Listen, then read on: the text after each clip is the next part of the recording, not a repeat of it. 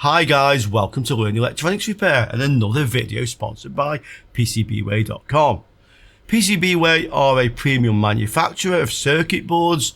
They have a service which is ideal for the hobbyist as well as larger production runs. They have some very good prices. So what we have here is actually a PCBWay project. This is one of their shared projects. They make the PCB. As an example, when I bought these, I could get 5 PCBs for $5 and I paid about another $5 in shipping. If you look in the video description to this video, you will see a discount voucher. So if you're a new customer to PCBWay, go and find something you want to build, use the discount voucher, you will get $5 off. So technically, if you want to build these types of projects, and there's many you could build or upload your own PCBs, it's going to cost you just the cost $5 for the PCBs. The shipping is effectively paid for by the discount voucher. So it's a great deal. Anyway, after that, I just want to discuss this project. So this is one that I built a while ago. This is a signal generator from 10 kilohertz to 255 megahertz, it says on here. That's actually not quite correct. I'll discuss that in a moment. But this goes up to 225 megahertz. I wanted to build this because I have a signal generator, but it only goes from below 1 hertz up to 10 megahertz. And I had nothing effectively. I want to test anything with higher frequencies than that.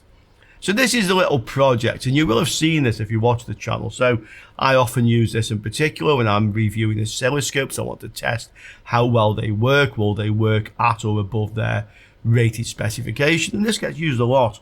But you've also probably noticed that it's kind of like lashed together on this board. When I have my scope probes and things attached, they tend to fall off and it crashes.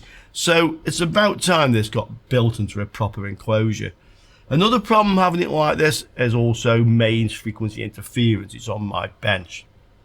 So what I've decided to do is to build this into a metal enclosure. Now, back in the day, I would normally do this, as I would go and find some scrap bit of electronics, like I have here. This is actually an old pirate decoder for analog satellite, okay? It says video enhancer. It's actually a little decoder. Obviously, these services no longer exist, so this is totally useless. I got this at the second-hand market. I think I paid him €5. I thought it was worth that just to look at on the live stream, the electronics channel, which we did. And also, it would make an ideal enclosure for this project. Okay, so as I say, back in the day, I would find something like this. And then, obviously, I want to have my own front panel, so I would either replace this with a thick piece of plastic or perspex or wood, you know, it was whatever we could get hold of in those days, and I could drill my own mounting points, hopefully level for my controls, etc. The other way sometimes I would do this was using something like a Dremel or even a hacksaw to cut out most of the metalwork on here, so I've still got the support of it, and then I'd put a piece of plastic on front of it. So that's how we used to do this back in the day. I've done it many times. I have a few wounds from those days, by the way. Stanley knives and hands and plastic don't mix very well, okay? But I was talking about this with a friend, and he said, well, actually, Rich, there's a much easier and better way to do that. So I have a friend with me today, and you may or may not be surprised to hear that I have Detlef. How did I get you? I know. Guys. So we've let Detlef out of his cage again. Okay, yeah. Thank you very much. And what we're going to do today is we're going to figure out how to build this into the enclosure. Now, the reason in particular this is sponsored by PCBWay is because that's relevant to how we're going to do it. So how are we actually going to modify this enclosure, Det? How are we actually going to make this into something that will hold that and look almost professional? This is not basically my idea. When I was working in the university back in the days, we had a similar problem, and we were building a thing where we had a PCB in a box, and this must be rotated automatically in there. So we built something like a gyro in there. And my friend Christian was going for, okay, how do I do this? Because he needed to have big round cutouts. And he said, can't we do this with a PCB? If we simply use a PCB for that, because it's FR4, this is mechanically very stable. It's good, solid stuff. Yeah, it's solid, and you can write on it. So, and when Richard told me about this, I said, well, we could do a PCB for that. A PCB without components, so we only use cutouts in there, so holes. And, well, this is what we're going to do today. So literally make a front panel out of PCB. Yeah, out of FR4. FR4, yeah, the material, yeah. And also the back panel, we can replace the back panel. So this makes a very nice enclosure then, it's all metal. Yeah. Yeah, and we can use a big ground plane on this, so there's no RF going out of the thing. So there are many advantages. Yeah. This is in fact the project we were working on when we did the thing with the PCBs. So the ring in here, the ring you see in here, I can't move my mouse without shifting the picture here. Yeah. Is actually PCB material. So we needed something where the PCB, you see the big chunky thing on the downside, this is battery. So where the center of gravity was below the PCB itself.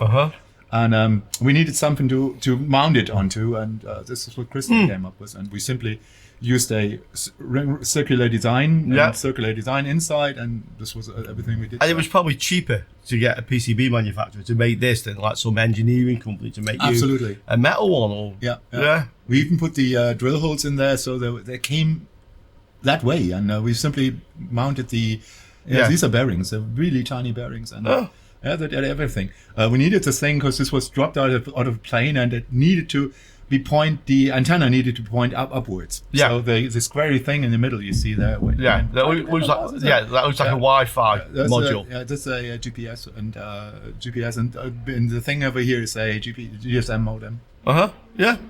Interesting. So definitely PCBs are useful for more than just making. And actually, we tried this. We flew. This was dropped from a drone about 100 meters in the air, and it survived. So, I said, hey, Det, you're full of good ideas. Sometimes. Get on down here and let's explain how we're going to do this.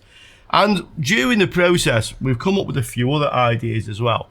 So, first of all, I just want to show you this project on PCBWay. Look at the schematic of it. Talk about how it works at the moment. I mean, it is working, you can see. If I just zoom in. It's running at the moment at 225 megahertz. It's doing its thing there, yeah. And I can change the frequency band. Here, see, 100 kilohertz, whatever. I can also adjust the frequency using the digital encoder. Yeah, little encoder. So it is working nicely. Now let us show you how this actually works. And here we are at PCBWay.com. I mentioned that this project is in the shared project section on here. This basically is a service on PCBWay where anybody, you, can upload your design and project. You can put what you want in here, the Gerber files, the schematics, the bill of materials. And then, if you wish, you can make that project public. And if you do that, other people can search, so give it a nice title. Descriptive title, people will find your project, and if they decide to build it, they simply order the PCBs from here, either a constructed device or just the bare PCBs, and you'll get 10% commission without having to do any more work. You don't have to stock anything, you don't have to have to host the files, so anything else. So it's all done. So that's how this project ended up on here, and I've built a few different ones, but this is the one I probably use the most. So here is a schematic for the signal generator.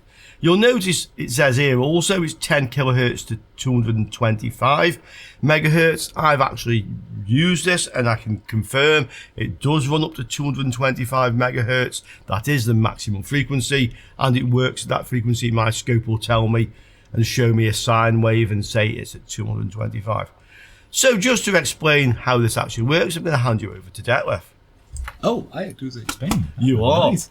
Because you are the digital man. I'm the digital Det, okay. Digital Det. Digital Det. Now I have a new name. Det Digital. This will stick, right? Yeah, it sounds like something out of an 80s band. Yeah. Det Digital. Oh, yeah. I need to make electronic music now. Exactly. Okay, what do we have here? The main part is the thing over here, the SI 5351, and The first thing I normally do when I get these kind of things, I check the data sheet because I wanted to know what the thing does. And this is a really neat chip. This exists in 3 versions. You can get this with 3 outputs. Only one is used in this project.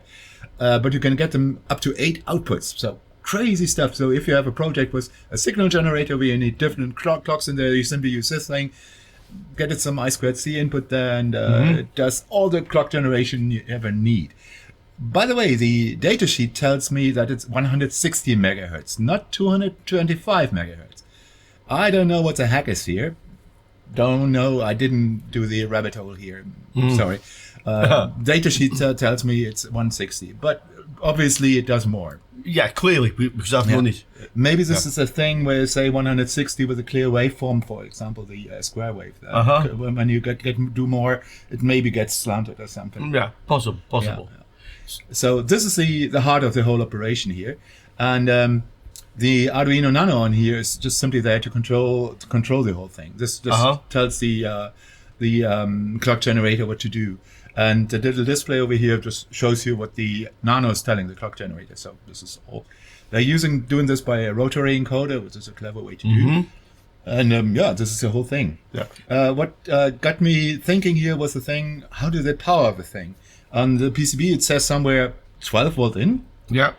And we were looking at it and said, how do you want to do that? It says 12 volts in, and it actually has a place for it, 7808, 8 volt positive regulator. Yeah. But actually, I didn't fit the regulator, and I'm feeding 5 volts from my bench power supply because I know that the Adafruit and the Nano and the display maximum voltage is 5 volts. Yeah. And I think they are 3.3 to 5.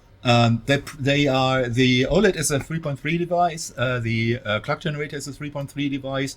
The Nano doesn't care. It works down to 2 point some volts. Okay. I'm actually looking at a schematic, and it shows the 5 volts going into the Adafruit and the display. So I'm sure they actually do run at 5 volts. Yeah, or 3.3 to 5. Yeah, they probably have. I know for sure that the signal generator has a voltage regulator on the board, on the module here, the little module. Okay. But what they do here is they're using a 9 volt input, a battery. In fact, on the PCB it says 12. Yes. Going through an on-off, doing some filtering here, and going into the V-in.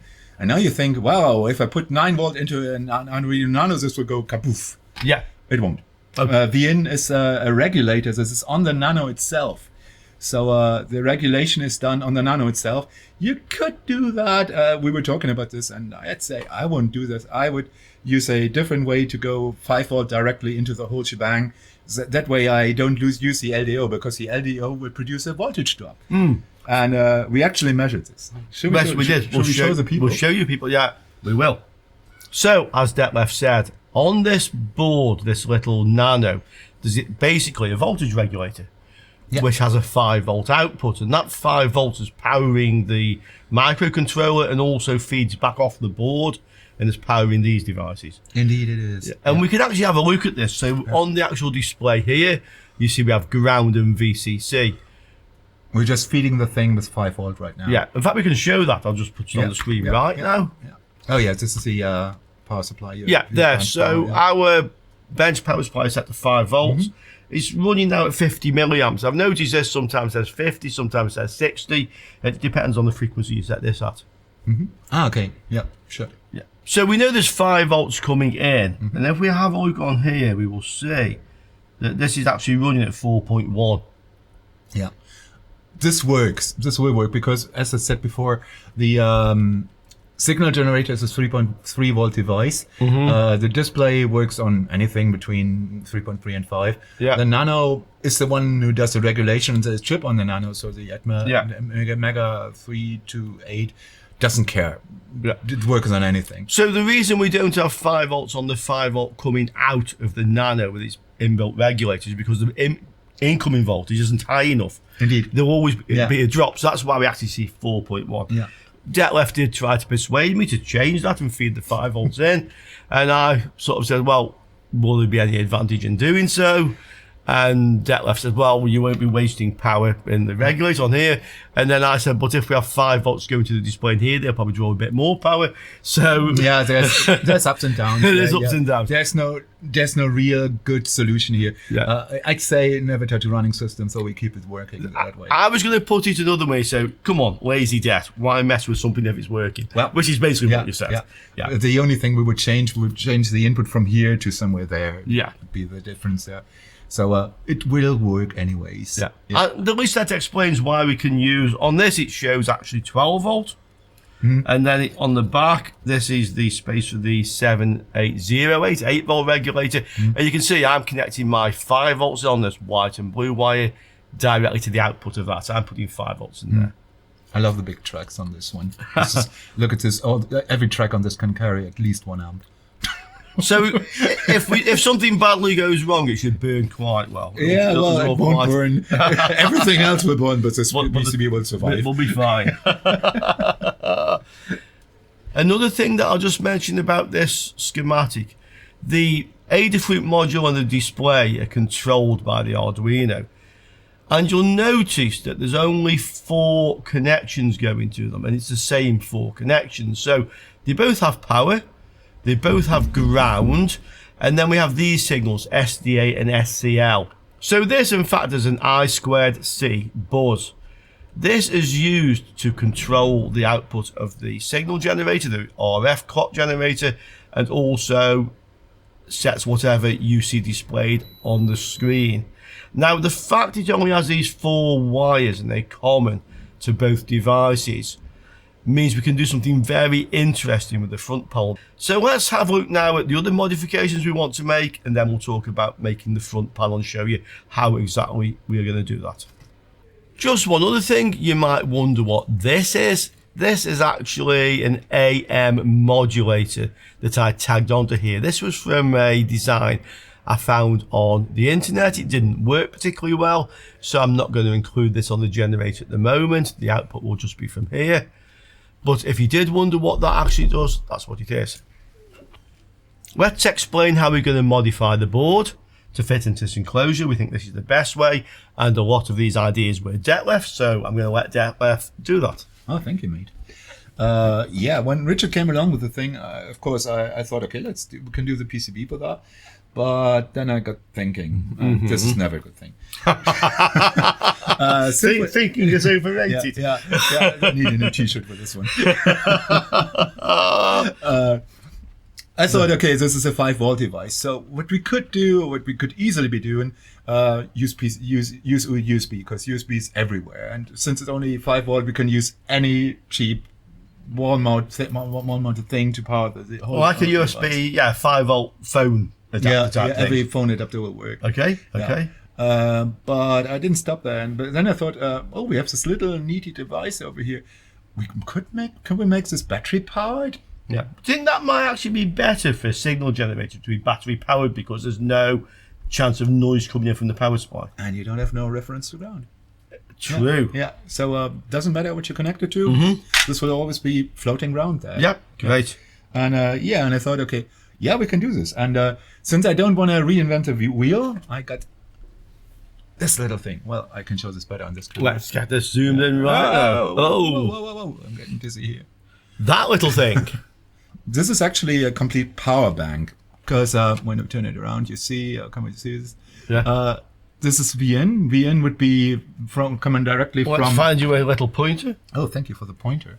Okay. VN would be coming in over here, and this will be directly coming from this little board. This is a USB-C adapter board. Yep. So we'll grab this one, and you always can see I already connected some wires over here. Okay. This will go over here. So we have a VN. And ground. Yeah, and then we have a battery over here. This will be... Can you zoom out a bit? I can zoom out a bit. Because this is bigger. There'll be one of these over here. This is actually from an RC helicopter. And this is 18650 batteries in here. So we'll grab one of these. When you say one of these, you mean one of the cells out of here? One of the cells, indeed, yeah. Okay. And we connect them to the battery ground. And on the output of the thing, we get 5 volts again. So this does everything we need for this one. The 5 volt will go directly into the signal generator. And this is where based on these wires here? Yeah, this is where power will be coming from. Great. Yeah. Optional, we could use a, I don't know if we put it in the 5-volt output for like this thing here over here. You want to do this? We can do. So basically you can use this as a little 5-volt power bank. Yeah, indeed. Yeah. It should, so you have a power bank with you. If you need to power something with 5 volt, this would be the way to get the 5 volt out of there. And again, would there be anything to gain by having both the batteries in? Or to lose by having both right now they're in series, so this is the easy way to do this. We need to put them in parallel to do the 3.3 volt, because this module expects 1 LiPo. Okay. And without battery protection, I wouldn't do that. Okay, but we could, technically speaking, put these in parallel if we want, and that would also be good if, well, it increases the runtime, I guess. It increases runtime, but you have 3,200 milliamps. And we know this draws 50 or 60 milliamps. Yeah. So I don't know how many days you need this. And yeah, okay. So it's neither here nor there, really. Yeah. I was thinking more if we actually use it as a power bank from here, it might be more worthwhile. Could be a thing, yeah. Okay. The biggest downside of this will be the mounting part. So we need to figure out a good way to mount this somewhere. And I'm not sure if we want to use so much hot glue. And maybe not. No. Okay. Yeah. We were using a BNC connector like this for the output. So BNC is the universal thing. Yeah. So the SMA connectors that are on there right now. Yeah. So on this little clock generator here, we have 3 outputs: clock 0, clock 1, and clock 2, and they can all be used. But the way that the Arduino is programming this is to use just one of them, which is clock 0. Yeah. Now that, when it fits onto the board, into the socket here, you will see that the actual output goes through a capacitor here, yeah? This is your RF output. And there's the capacitor. And that, I'm guessing, is just to stop any DC coming back in from the device you're injecting the signal into. Mm-hmm. So what Detlef and myself were thinking of doing was taking all these off and replacing just one of them, as you say, with the BNC, and we can solder that directly to here, get a little tag from this into the ground, and then we shouldn't have any, there's no cables going anywhere, is there? Yeah, because we wanted to keep this high frequency on this one, so we didn't want to have long cables floating around in there, messing up the signal. Yeah, and then obviously this BNC will actually be what mounts this onto the front panel, which is made of PCB. This will be our mechanical mounting point. Great. Yeah, so that's another modification. What else do we have that? What else do we have? We have some buttons. So we're going to need some buttons here. So these are already set. We're going to need some switches. Yeah, these will be like the normal switches. This is not in shot. So now it is in shot. And now it's even a bit more in shot. Yeah. So this switch actually just sets it to different RF bands. It uses the common bands, the amateur radio bands, and CB radio and such like. I see. Then you can infinitely modify it with this rotary encoder. Yep. So we need a rotary encoder. And then this switch, this alters the actual RF output. This is, although I'm not an expert on RF and radio stuff, this does something to add on or subtract the IF frequency that would normally be used. So that when you have a transmitter, which is this, it's actually transmitting on the RF frequency plus the IF frequency that the receiver expects. I didn't go into details there. You guys can explain that once that's what that does. Okay, so that's why we need that switch. Yeah. So we're going to need a power switch. This will be another one of these. Yeah.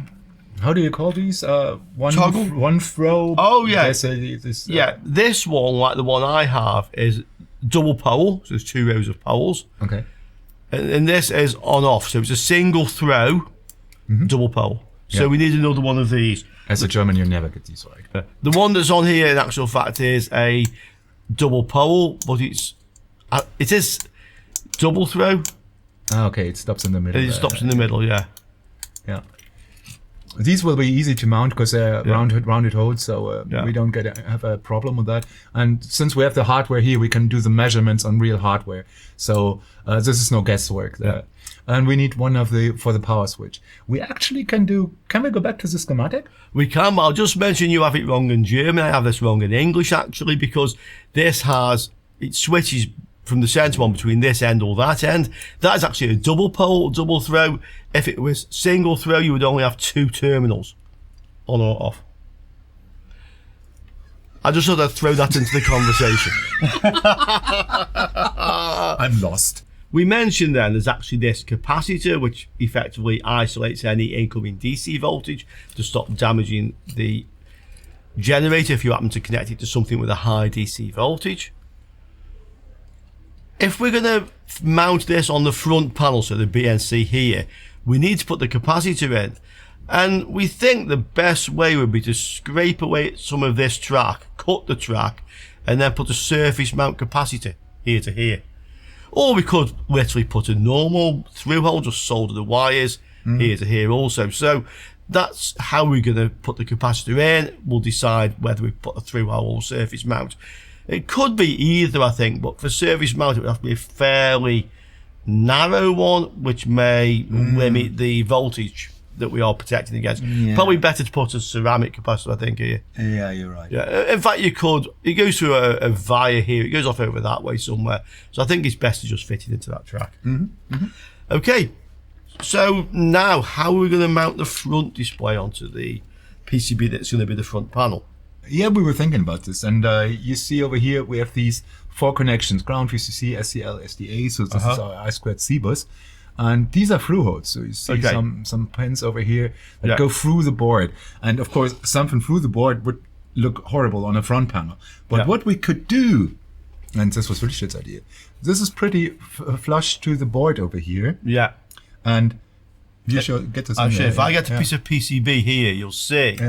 That the depth is the same thickness as the PCB is. Yeah. And in actual fact, with PCB-Wave, we can actually get these PCBs all rather the front panel made whatever thickness we want. True. This is a standard 1.6 mil. Yeah, 1.6 looks nice already. Yeah. Maybe we go to 1. And do they do 1.8? They do 2.0. They do 2.0. So my idea was that in the front panel, we have a hole cut exactly the right size for the display. So it comes through the PCB, which is the front panel. And then you can connect the VCC, ground, SDL.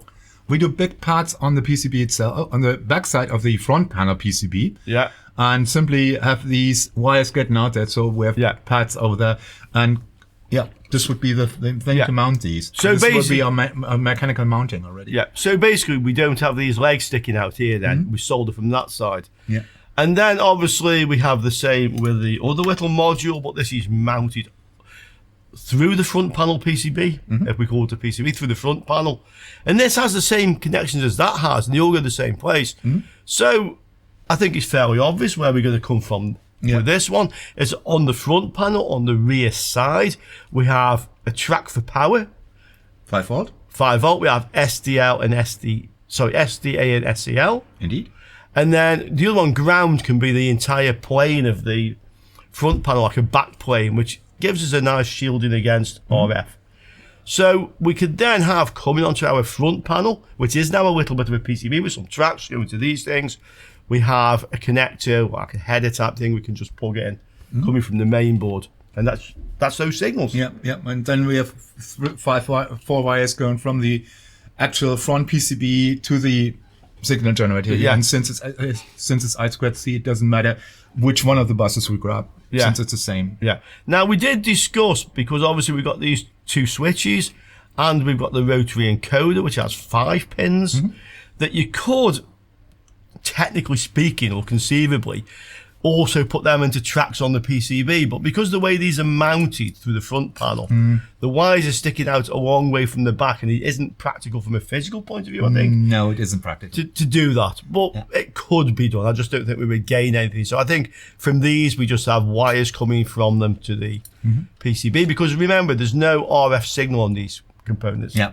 It's, by the way, the same with the I2C bus. I2C is really slow compared to what the signal generator is putting out. So this is doable with some wiring, and the wiring will be something like this, Yeah, 10 exactly. centimeters or something. And all inside the metal enclosure.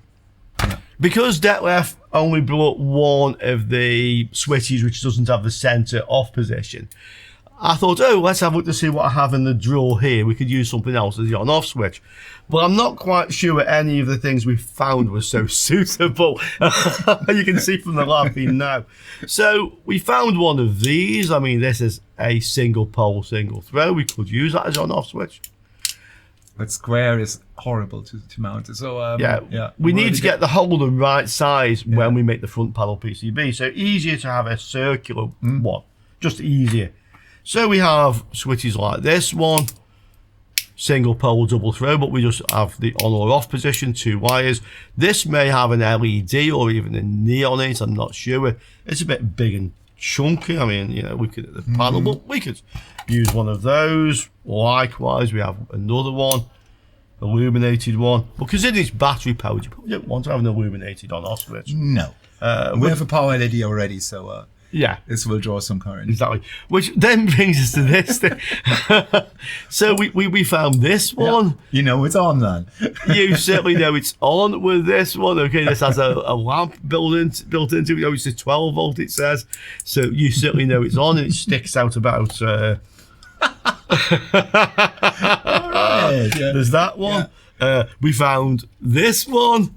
This is an illuminated one. This is an illuminated one. Comes with 5 wires now, so okay, this is some wiring to do, but more than our complete busters. Yeah, but we have this, and we have one more, which I'm just going to show you. And here it is. So this is your nuclear button. Yeah, this is the one with the lift up the cover and then set off the yeah. Send the nukes now. Send the nukes now. That's the nuke button. Yeah, but again, we thought that was a bit of overkill. Yeah. And you know what? Overkill. That was just a slip of the tongue. Yeah, that was overkill in more than one way. And you know what? After all that, we thought probably the best bet was just to fit another one of these. Yeah, that would be the easiest part. Yeah, it certainly was. So that's what we want to do with this. This video is probably getting a bit on the long side. You guys like to stay awake. So what we're going to do in the next part, which will be the next week or so, is we're going to connect this together with our battery, our charger board and everything, make sure it all works. And then we're going to design the front panel made out of PCB material. If there's anything you guys would like to add, now is the time. Yeah, now is the time down there. Anything you want us to do, that will be integrated into the final design. Hope you enjoyed that. We both look forward to seeing you all soon on Learning Electronics Repair. Ciao for now, guys. Ciao for now, guys.